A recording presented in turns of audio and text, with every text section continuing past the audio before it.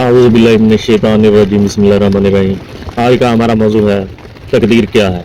तो इस पर जो बुनियादी वीडियो है वो बुनियादी बात है वो मैं पिछली वीडियो में बयान कर चुका हूँ। और जो लोग तकदीर पर अपने दलाइल पेश करते हैं उनमें से चंद एक इनके उठाए गए सवालात और इनके दलाइल पर हम वजाहत करने लगे हैं। तो आपने बातों को गौर से समझना है। इंशाअल्लाह अज़ीज़ अल्लाह पाक के फजल व करम से आपको हकीकत समझ आ जाएगी। और ये जो इल्ज़ामात खुदा ताला पर लगाते रहते हैं कि उसने क्योंकि लिख दिया है तो उसी तरह ही होना है, चाहे सही है चाहे गलत है, उसने लिख दिया है अल्लाह पाक ने, ये लोग कहते हैं। ये इतनी बड़ी गुमराही इन लोगों में फैली हुई है। ये इल्ज़ाम उस पाक वहदहू ला शरीक पर डाल देते हैं और खुद बरी ज़िम्मा हो जाते हैं। अब आपने गौर से समझना है, आपको इंशाअल्लाह हकीकत समझ आ जाएगी। अब बात को समझाने के लिए एक मिसाल पेश करता हूँ कि दो बंदे हैं, दो इंसान। एक आराम से इंसान बैठा है बेकसूर, और एक आकर दूसरा इंसान उसको नाजायज़ पत्थर मारता है। तो याद रखें उसको तकलीफ़ उस पत्थर लगने से होगी, ये यकीनी बात है और हर बंदा जानता है तकरीबन। अब ये कानून फितरत है, अल्लाह पाक ने कवानीन वज़ा कर दी है, कानून फितरत बना दिए हैं और इन हिदायत पहुंचा दी गई है, कानून फितरत बना दिए गए हैं, इख्तियार दे दिया गया है इंसानों को। अब जिसने पत्थर मारा है उसको पत्थर लगा है, उसको तकलीफ़ होगी, क्योंकि आप धूप में, ये कानून फितरत है, आप पानी पिएंगे तो प्यास बुझेगी, आप खाना खाएंगे तो भूख मिटेगी, आप धूप में बैठेंगे तो गर्मी लगेगी, ये कानून फितरत है। इस तरह वो रब्बुल आलमीन, वो खुदा है, उसने हर चीज़ को पैदा करना है, उसने पूरी कायनात को पैदा किया है और जो कुछ इसके अंदर है वो वही पैदा करता है, उसी ने पैदा किया है। लेकिन बात को समझने की ज़रूरत है कि वो पैदा किस तरह करता है, उसमें इंसानों का अमल दखल किस तरह है और इनका इख्तियार किस तरह है। तो जिस बंदे को पत्थर लगा नजायज़, उसको तकलीफ़ जो हुई वो उस तकलीफ़ को अल्लाह पाक ने पैदा किया। ये कानून फितरी तौर पर अल्लाह पाक ने वो पैदा करना है तकलीफ़ को। अब वो अपनी मेहरबानी से, फजल से, करम से, रहम से वो तकलीफ़ कम कर दे या उसको बिल्कुल तकलीफ़ महसूस होने ही ना दे, तो वो उसकी शान है जिस तरह के।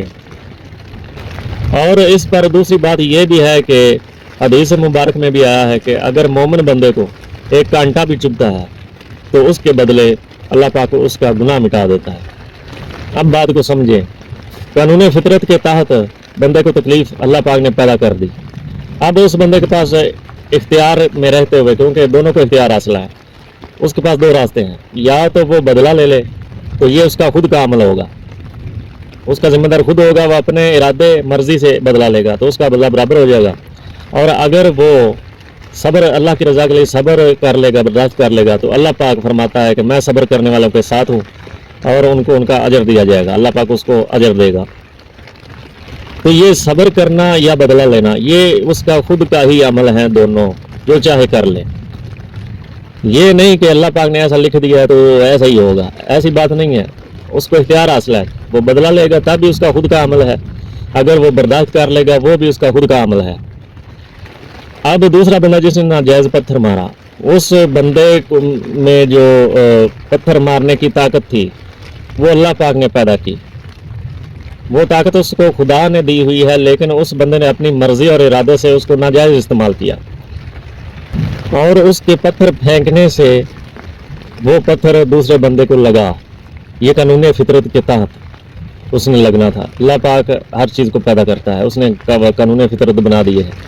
अब उसके पास दो रास्ते हैं, या तो वो उस बंदे से माफ़ी मांगे, अल्लाह पाक की बारगाह में तौबा करे, तो उम्मीद है कि अल्लाह पाक खुद फरमाता है कि वो बख्शने वाला बड़ा मेहरबान है।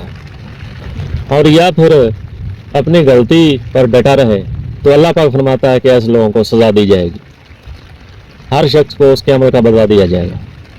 तो दोनों सूरतों में ये भी उसका खुद का इरादा और मर्जी, खुद का ही अमल होगा, चाहे तो वो तौबा करे ये भी उसका अमल होगा, और तौबा ना करना ये भी उसका खुद का अमल होगा, जो चाहे इख्तियार करे। अब इस मिसाल और इस वजाहत से और कुरान की आयत से मैंने अल्हम्दुलिल्लाह ये साबित कर दिया, वाज़े कर दिया कुछ हद तक कि ये जो सवालात उठाते हैं और एतराज़ उठाते हैं और मुख्तलिफ़ तरह की दलीलें बनाकर पेश करते हैं, ये उन दलीलों का रद्द हो गया जो नाजायज़ किस्म की ये लोग देते हैं।